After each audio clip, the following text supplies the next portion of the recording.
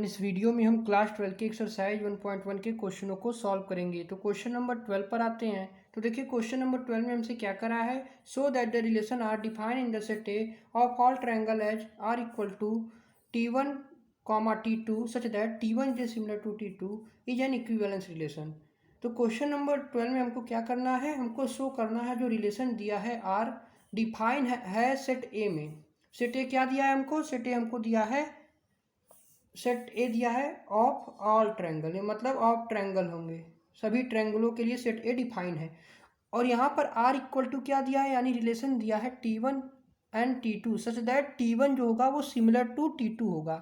इसको हमको प्रूव करना है, इक्विवेलेंस रिलेशन है। और इसके सेकेंड पार्ट में क्या करा है हमको, consider 3 right angle triangle T1 with side 3, 4, 5, T2 with side 5, 12, 13 and T3 with side 6, 8, 10 which triangle एमन T1, T2 and T3 are related. अब हमको इसके बाद क्या करना है, हमको 3 ट्रायंगल दिए हैं। T1 दिया है जिसकी साइड है 3, 4, 5 यानी 3, 5, 4, और T2 दिया है जिसकी साइड है 5, 12, 13, और T3 दिया है जिसकी साइड है 6, 8, 10। हमको बताना है कि कौन सा ट्रायंगल इसमें से रिलेटेड होगा। तो चलिए शुरुआत करते हैं। सबसे पहले हमको क्या करना है, हमको इसको इक्विवेलेंस रिलेशन प्रूव करना है। तो अगर हम इक्विवेलेंस रिलेशन हमको प्रूव करना है, तो अगर कोई भी रिलेशन इक्विवेलेंस कब होता है, जब वो रिलेशन आपका रिफ्लेक्सिव हो, सिमेट्रिक हो और ट्रांजिटिव हो। अगर कोई रिलेशन रिफ्लेक्सिव, सिमेट्रिक और ट्रांजिटिव तीनों होते हैं तो उनको हम इक्विवेलेंस रिलेशन बोलते हैं। तो हमको इक्विवेलेंस रिलेशन को क्या करना है, प्रूव करना है। तो बात करते हैं रिफ्लेक्सिव की। अगर हम रिफ्लेक्सिव की बात करें तो देखिए रिफ्लेक्सिव के लिए हम एक आर्बिट्री एलिमेंट को कंसीडर करते हैं। तो हमने क्या किया, लेट T1 बी, हमने माना कि जो T है T be an arbitrary element which is belong to set A. Set A क्या है, सेट ए है ऑल ट्रायंगल, मतलब सभी ट्रायंगल के लिए सेट ए डिफाइन है। तो रिफ्लेक्सिव के लिए कंडीशन क्या होती है, रिफ्लेक्सिव के लिए कंडीशन होती है कि जो रिलेशन होता है वो खुद से रिलेटेड हो, यानी जैसे एक का संबंध एक से होता है, दो का संबंध दो से होता है, तीन का संबंध तीन से होता है। तो रिफ्लेक्सिव के लिए कंडीशन होती है कि वो रिलेशन आपस में रिलेटेड हो। यानी हम सीधी सीधी भाषा में कहें तो कह सकती हैं कि एक का रिलेशन ए हो, यानी एक का संबंध एक से हो। जैसे हमारे पास कोई रिलेशन 1, 2, 3 दिया है, जैसे मान लीजिए हमारे पास कोई रिलेशन 1, 2, 3 दिया है, इसको हमको कह रहा है रिफ्लेक्सिव हो। तो इसको रिफ्लेक्सिव होने के लिए क्या होनी चाहिए, हमारे पास 1, 1, 2, 2, 3, 3 होना चाहिए। अगर किसी भी रिलेशन में अगर इसको हमको रिफ्लेक्सिव प्रूव करना है तो इसमें 1, 1, 2, 2, 3, 3 होना चाहिए। तो इसको हम रिफ्लेक्सिव बोलेंगे। इसका मतलब क्या हुआ, इसका मतलब हुआ कि एक का संबंध एक से हो, एक का संबंध दो से नहीं हो, एक का संबंध एक से हो, दो का संबंध दो से हो, तीन का संबंध तीन से हो, यानी अपने में ही रिलेटेड हो, मतलब एक से एक रिलेटेड हो, दो से दो रिलेटेड हो, तीन से तीन रिलेटेड हो। तो रिफ्लेक्सिव के लिए कंडीशन होती है कि एक का रिलेशन ऐसे होना चाहिए। तो हमारे पास रिलेशन दिया है, हमको क्या रिलेशन दिया है, रिलेशन दिया है T1 and T2 such that T1 क्या है, सिमिलर टू T2 है। T1 क्या है, सिमिलर है T2 के। T1 जो है वो सिमिलर है हमारा T2 के। अगर T1 T2 के सिमिलर है तो हम जानते हैं कि अगर टू ट्रायंगल आपस में सिमिलर होते हैं तो उनकी वो ट्रायंगल आपस में क्या होते हैं, इक्वल होते हैं। हम जानते हैं कि if two triangles are similar then they are equal. हम कह सकते हैं कि जो T1 होगा वो इक्वल टू T2 होगा।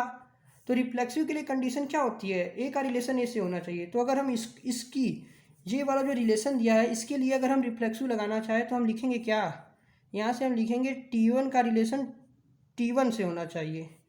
जहाँ पर जो, यानी हमने यहाँ पर टी माना है तो यहाँ पर हम इसको लिखेंगे, मान लीजिए T1, इसको लेट कर लेते हैं T1, इसको हमने माना है। तो इसका मतलब क्या होगा, T1 का रिलेशन T1 से होना चाहिए। जहाँ पर T1 क्या होना चाहिए, T1 जो होगा वो बिलोंग करेगा सेट ए से। रिफ्लेक्सिव के लिए कंडीशन यही होती है। तो यहाँ से देखिए रिलेशन दिया है T1 एंड T2, जहाँ पर T1 क्या है, सिमिलर टू T2 है, यहाँ पर T2 होगा, यहाँ पर T1 का रिलेशन T2 से होगा, यानी T1 सिमिलर है T2 के। तो इसका मतलब क्या होगा कि T1 इक्वल टू T2 जब दिया है, यहाँ से हमने इसको निकाला है, तो यहाँ से हम ये भी तो कह सकते हैं कि T1 इक्वल टू T1 होगा। अगर T1 इक्वल टू T1 हो गया, यानी इसका मतलब क्या होगा कि T1 का रिलेशन T1 से होगा। अगर T1 का रिलेशन T1 से होगा तो हम कह सकते हैं कि हमारा रिफ्लेक्सिव होगा जहाँ पर T1 बिलोंग करता है किसको, सेट ए को। तो यहाँ से हमने इसको रिफ्लेक्सिव प्रूव किया। हमने क्या किया, हमने T1 एक ऑर्बिटरी एलिमेंट को कंसिडर किया जो कि सेट ए से बिलोंग करता है। तो रिफ्लेक्सिव के लिए कंडीशन क्या होती है कि ए का रिलेशन ए से होना चाहिए। तो यहाँ से हमने रिलेशन डिफाइन था कि T1 जो होगा वो सिमिलर होता है T2 को। तो हम जानते हैं कि अगर टू ट्रायंगल आपस में सिमिलर होते हैं तो वो ट्रायंगल आपस में इक्वल होते हैं। तो इसका मतलब क्या हुआ कि T1 इक्वल टू T2 होगा। तो यहाँ से T1 का रिलेशन T2 से था, जहाँ पर T1 बिलोंग करता है सेट ए से। इस रिलेशन की अगर हम बात करें तो इस रिलेशन की, तो यहाँ पर हमने T2 की जगह भी क्या रख दिया, T1 रख दिया। T2 की जगह T1 रख दिया। तो यहाँ से हमको क्या मिल गया कि जो T1 का रिलेशन T1 से होगा, यानी रिफ्लेक्सिव की कंडीशन को फुलफिल करता है। उसके आगे आते हैं, हम सिमेट्रिक की बात करते हैं। अब हम सिमेट्रिक की बात करते हैं। तो सिमेट्रिक के लिए हम क्या करते हैं, सिमेट्रिक के लिए हम टू ऑर्बिटरी एलिमेंट को कंसिडर करते हैं। तो let T1 and T2 are two arbitrary element जो कि बिलोंग करता है हमारा सेट ए से। तो सिमेट्री के लिए कंडीशन क्या होती है, जैसे हमारे पास ए और बी दो क्या दिए हैं, अगर हमारे पास ए और बी दो नंबर दिए हैं तो उसको अगर हमको सिमेट्रिक बनाना है तो उसके लिए कंडीशन क्या होती है कि अगर ए का रिलेशन बी से है तो बी का रिलेशन ए से होना चाहिए। यानी अगर ए का संबंध बी से है तो बी का संबंध ए से होना चाहिए। तो इसकी हिसाब से अगर इस रिलेशन को देखें तो T1 सिमिलर है T2 से। तो अगर T1 का रिलेशन T2 से है तो यहाँ से हम ये भी तो कर सकते हैं कि T2 का रिलेशन T1 से होगा, जहाँ पर T1 और T2 बिलोंग करते हैं किसको, जहाँ पर T1 और T2 सेट ए को बिलोंग करते हैं। तो यहाँ से हम ये भी तो कह सकते हैं कि हमारा रिलेशन सिमेट्रिक होगा। क्यों सिमेट्रिक होगा, T1 का रिलेशन T2 से है, इसका मतलब क्या हुआ T1 equal to T2। T2 का रिलेशन T1 से, इसका मतलब क्या हुआ T2 इक्वल टू T1। हम जानते हैं कि अगर टू ट्रायंगल आपस में सिमिलर होते हैं तो वो ट्रायंगल दोनों इक्वल होते हैं। तो T1 का रिलेशन T2 से है, तो यहाँ से हम इसको लिख सकते हैं T1 इक्वल टू T2, और T2 का रिलेशन T1 से है तो इसको लिख सकते हैं T2 इक्वल टू T1। अब देखिए T1 इक्वल टू T2 लिखें या T2 इक्वल टू T1 लिखें, दोनों आपस में इक्वल होते हैं, इसलिए हमारा सिमेट्रिक भी होगा। अब बात करते हैं ट्रांजिटिव की। अगर हम ट्रांजिटिव की बात करें तो देखिए ट्रांजिटिव के लिए कंडीशन क्या होती है, ट्रांजिटिव के लिए हम तीन ऑर्बिटरी एलिमेंट को कंसीडर करते हैं। तो हमने माना, हमने T1 T2 और T3 को हमने थ्री ऑर्बिटरी एलिमेंट को कंसीडर किया।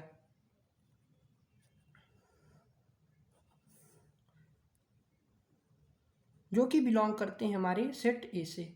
तो ट्रांजिटिव के लिए कंडीशन क्या थी, जैसे हमारे पास ए बी सी तीन कोई एलिमेंट दिए हैं तो ट्रांजिटिव के लिए कंडीशन क्या होती है, ट्रांजिटिव के लिए कंडीशन होती है कि अगर ए का रिलेशन बी से है और बी का रिलेशन किसी तीसरे नंबर सी से है तो यहाँ से हम ये कह सकते हैं कि ए का रिलेशन सी से होगा। ट्रांजिटिव के लिए कंडीशन ये होती है, जहाँ पर ए बी सी किसी नंबर से बिलोंग करनी चाहिए। अब देखिए ट्रांजिटिव की कंडीशन लगाते हैं। यहाँ से हमने T1 T2 T3 क्या माना, थ्री ऑर्बिटरी एलिमेंट माना।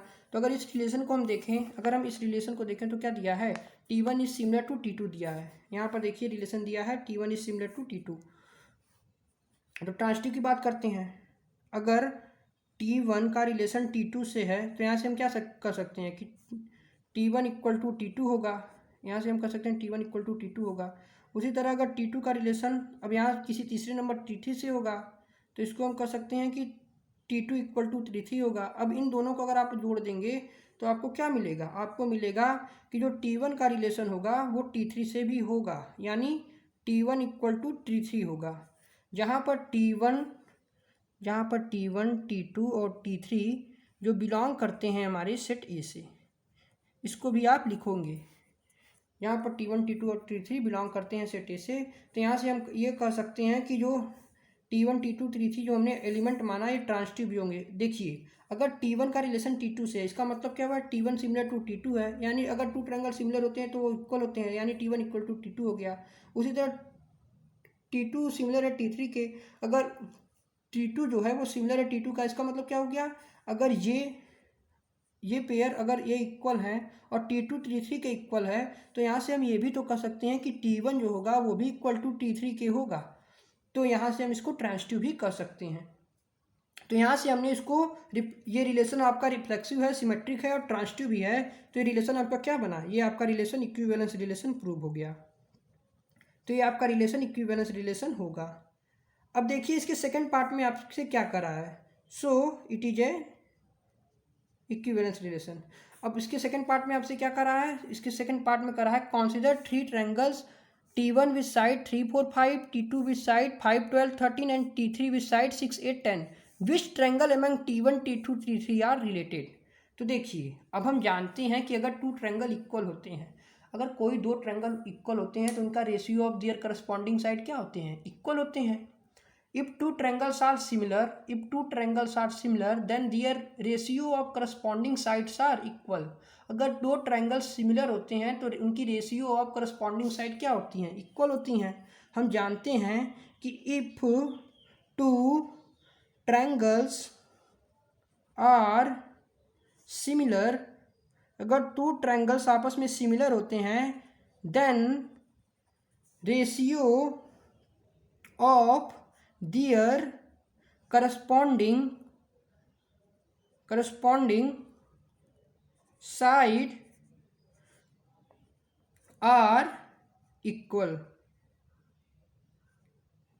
तो देखिए अगर 2 ट्रायंगल आपस में सिमिलर होते हैं तो ratio of their corresponding side क्या होती हैं, इक्वल होती हैं। तो यहाँ से इसको चेक करते हैं। T1 की साइड दी है 3 4 5, T2 की साइड दी है 5 12 13।